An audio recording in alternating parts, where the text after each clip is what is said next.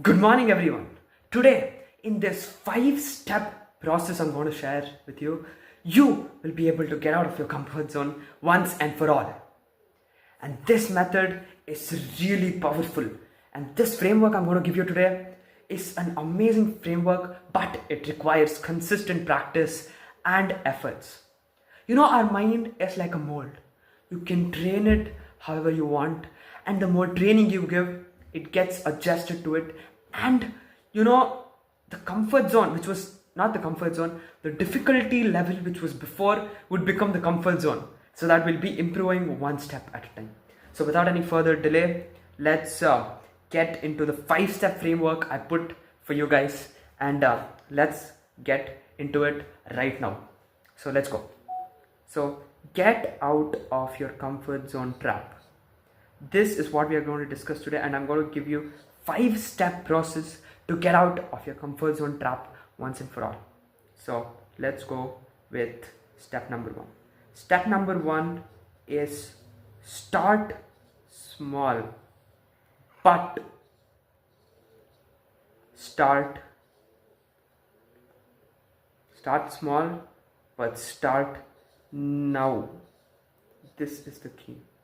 You gotta start small, but start right now. You got to act on it. Many people think that we have to start very big in order to achieve a lot of things. But on contradictory, starting small is very crucial sometimes, because there would be so many nuances which go in to not even starting in the first place. I have the fear of what people will think if I do this, or think about this. I don't know what I should even start with. And these small things will be holding us back without us even knowing that we are in fear, or we don't know what to do, or something like that. So starting now is the best practice what we can do right now. Start now, but start small. Try small things and start right now. Don't wait for a later on to just get all the perfect things lined up. It will line up faster than if you just procrastinate it and not getting things done, because that is not what we want. So first step I would say is to start small, but start right now. Let's go on to step number 2. It is to change. I'll just write it here. Change your mind. MINDSET. Sorry for my handwriting with pen. It's fine. Change your mindset. What this means, many people have a fixed mindset where they're not going to come out of it. Say for example, I'm not good at this, I'm not capable. Telling such repeated things in our brain keeps us in the fixed part of mindset. But what we should do is change from fixed mindset to a growth mindset. Embracing the growth mindset within ourselves is a key. Like saying to ourselves, I am good enough, I am capable. One more thing, if we want to actually change, doing the same things gives us always the same result. Just if you do the same things you're doing from many days, and if you think that just doing the same thing would work, no. When you change the mindset, you need to change the actions which include in those mindsets. So when you change your mindset, what happens is you need to take action with the change in mindset. You're saying, I am good, I am positive, I am built for this, and I'm going to do it no matter what. When we say this, we are shifting our mindset, and action with this helps a lot. And one more thing, what leads to this is a change in routine. Since same things leads to same result, we got to change our routine also. Because if we do the same routine and we are with the same environment, which I'll come to in a later part, everything will be the same. 2-3 days we'll get the motivation, and it just dies off. So that is one point I want to make, that you have to be in the zone. You have to be in the zone, and you have to get in the actions done. And if you want to know the power actually of our mind, which I figured out a few days ago, and it's amazing.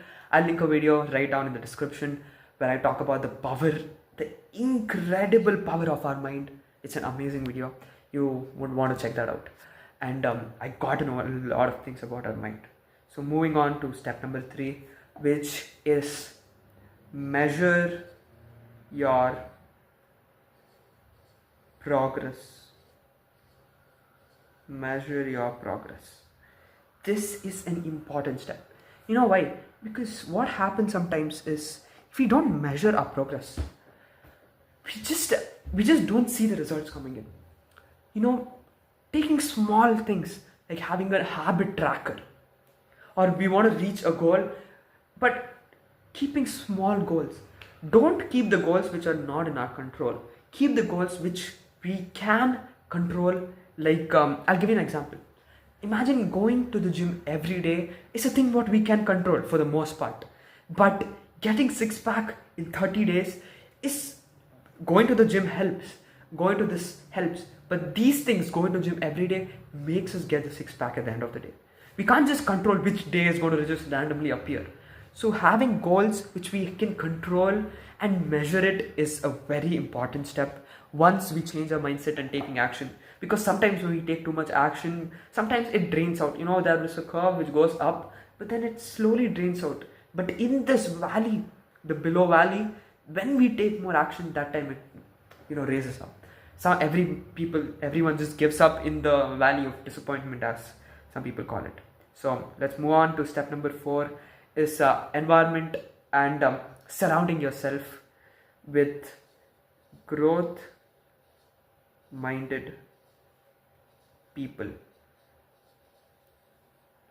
Surrounding yourself with growth-minded people. Why I'm telling this is, when we surround ourselves with growth-minded people, it becomes like a peer pressure. There's many things about peer pressure, and if a community is doing this, even we are like, this is not fine, but okay, everyone is doing it. I think this is common, so even might as well try it. So what happens when we set ourselves with growth-minded people is that they're going to push us and we are going to push them.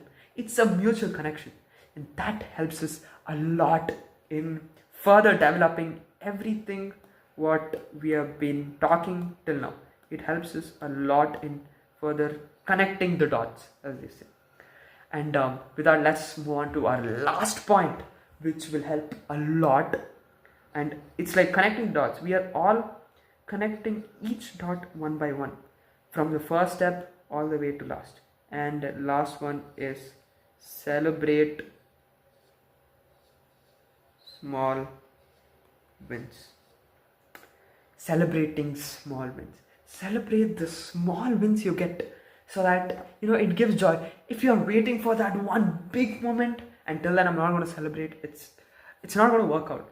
Celebrating each and small step give us a small motivation to just continue doing whatever we are doing, and for the good. So these are the 5-step process which you can do amazingly. I'll leave a PDF to this whole document in the description if you want to check it out again.